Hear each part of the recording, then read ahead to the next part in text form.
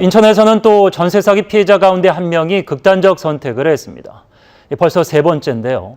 정부의 실질적인 대책 마련을 호소하기 위해 내일 인천에서는 전국 단위의 대책위원회가 출범합니다. 황정환 기자입니다.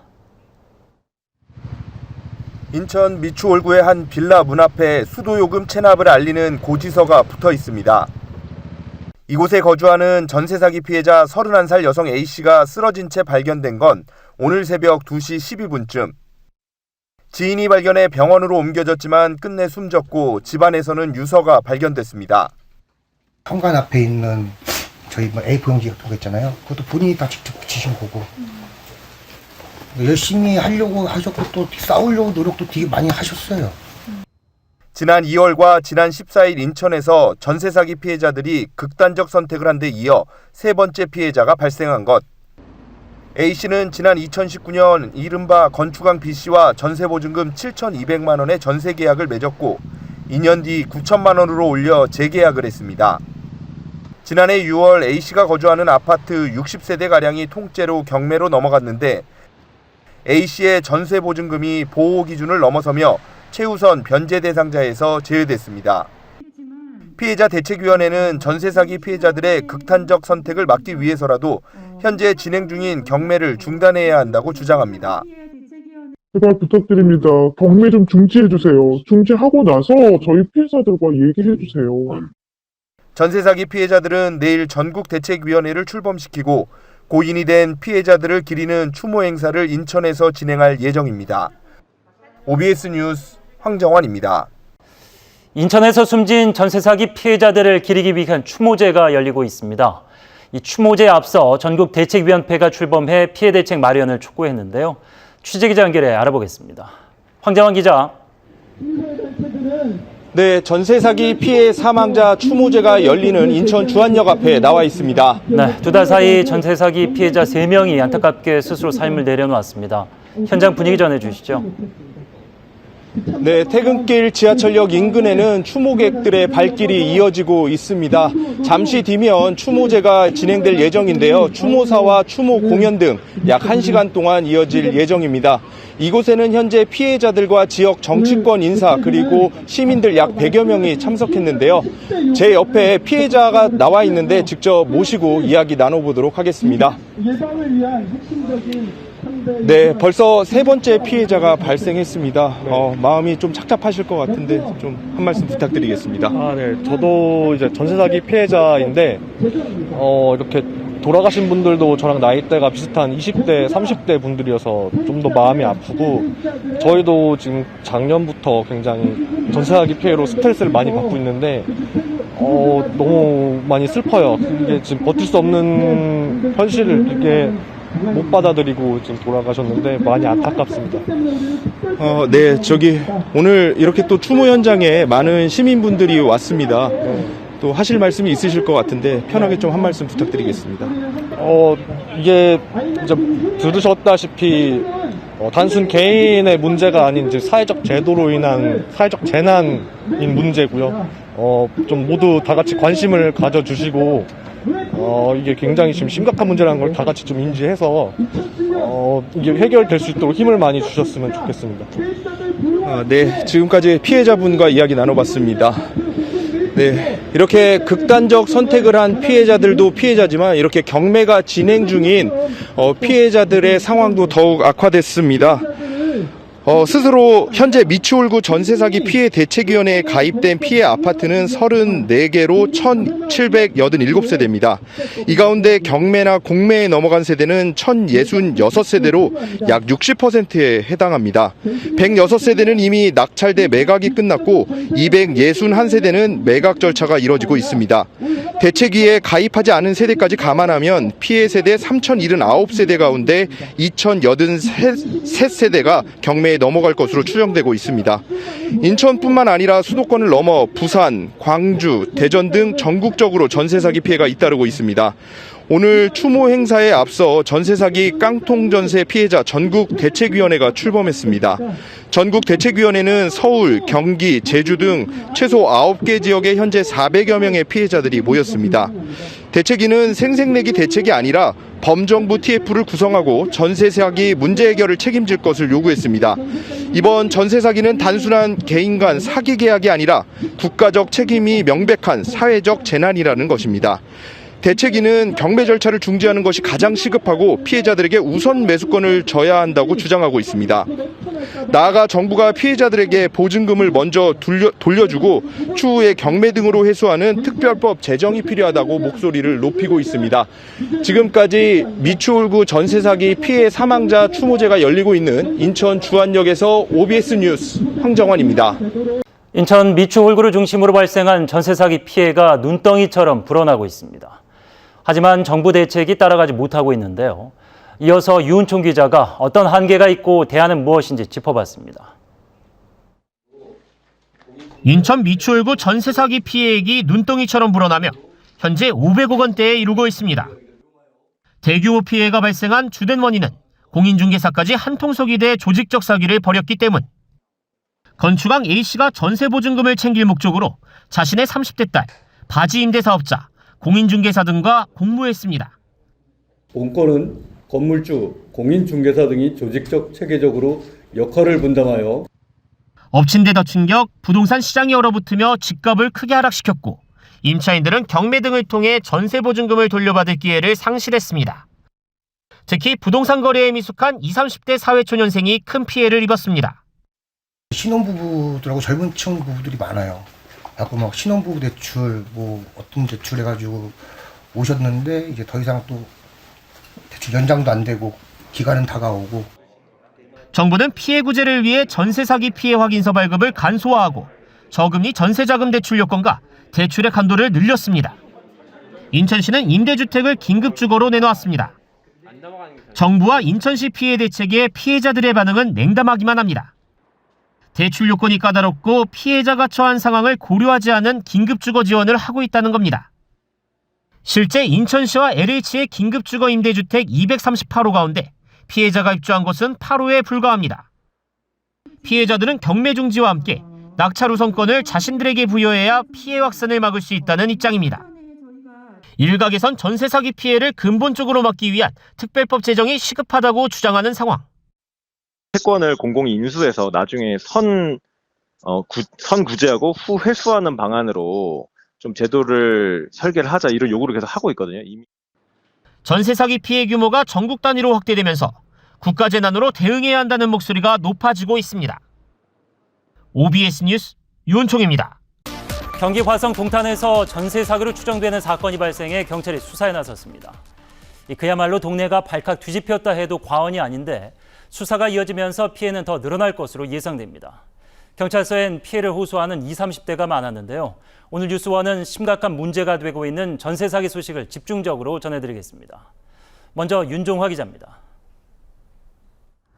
사회초년생인 30대 직장인 A씨. 지난해 12월 살고 있는 오피스텔 전세 계약을 갱신했습니다. 그런데 1억여 원의 전세 보증금을 모두 날릴 처지에 놓였습니다. 그 집주인이랑도 연락을 해봤는데 이제 6월 10일 이후에는 어떻게 될지 모르겠다. 그래서 소유권 이전 받으려면 받아라. 이것도 다 대출이에요. 화성 동탄의 또 다른 오피스텔 임차인들에게도 법무사 명의의 문자 메시지가 들어왔습니다. 인터넷 커뮤니티 등으로 소문이 퍼지면서 피해를 호소하는 사람들은 늘고 있습니다. 재계약을 했는데 이제 수납금이나 세금을 아직 못 내고 있다고 해가지고 이게 경매로 가거든요. 거의 전재산 아니신가 그랬거든요. 일부 피해자들은 급한 마음에 부동산을 찾았지만 허사였습니다. 집주인과 대리계약을 맺은 부동산은 문자 대화 정도는 이어가고 있습니다. 집주인 등은 사기는 아니다는 주장을 펴고 있는 걸로 알려졌습니다.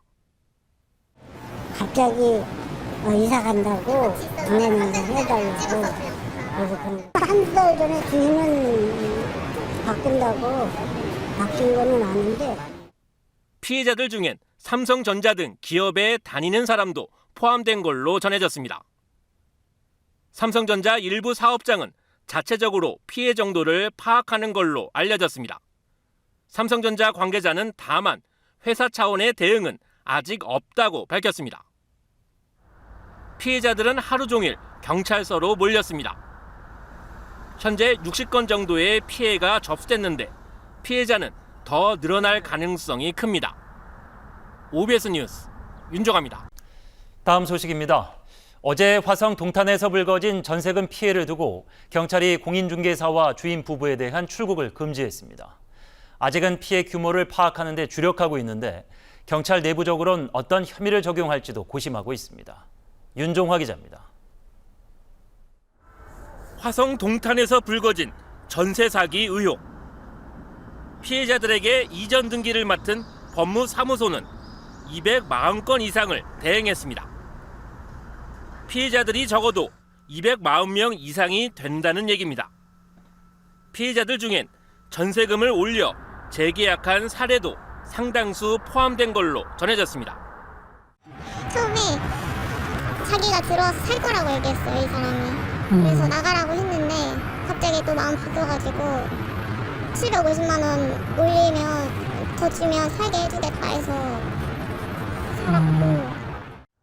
전형적인 역전세 피해 가능성이 우선은 커 보입니다.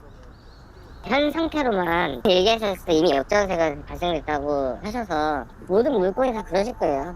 지금 현재 시장에서는 다 시세가 다 빠지시는 상태다 보니까. 집주인 부부가 법무사무소를 통해 매매한 오피스텔은 3채.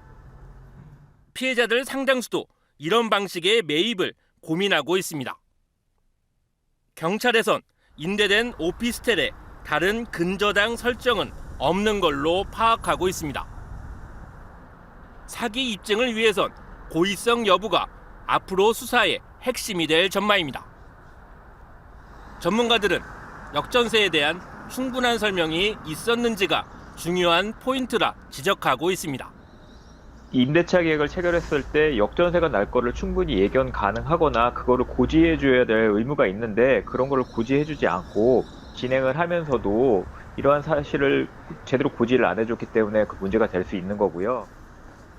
경찰은 화성 동탄 경찰서에서 경기 남부경찰청 반부패 경제범죄 수사대로 사건을 이관했습니다. 오피스텔 소유주 부부와 공인중개사에 대해선 출국 금지 조치가 내려졌습니다. OBS 뉴스 윤종아입니다. 화성 동탄 전세 사기 의혹이 불거지기 2달 전 한국부동산원이 이상한 부동산 거래 정황을 인지한 걸로 확인됐습니다. 이 문제의 공인중개소에도 소명을 요구한 것으로 알려졌는데 사태를 막지는 못했습니다. 먼저 윤종화 기자입니다. 대규모 전세 피해 사태의 중심에 서 있는 공인중개업소. 지난달 중순 이 업소를 인수한 공인중개사가 전세 폭탄을 느끼고 경찰에 신고했습니다. 악성 매물을 숨기고 중개업소를 매매했다는 게 신고의 이유입니다. 중개인은 한국부동산원 소명 요청에 문제의 공인중개사 부부도 고민한 걸로 들었다고 말했습니다. 이상거래 확인된 과태료를 300만 원에서 3천만 원을 내게 되는데 이걸 집주인에게 말했다는 겁니다.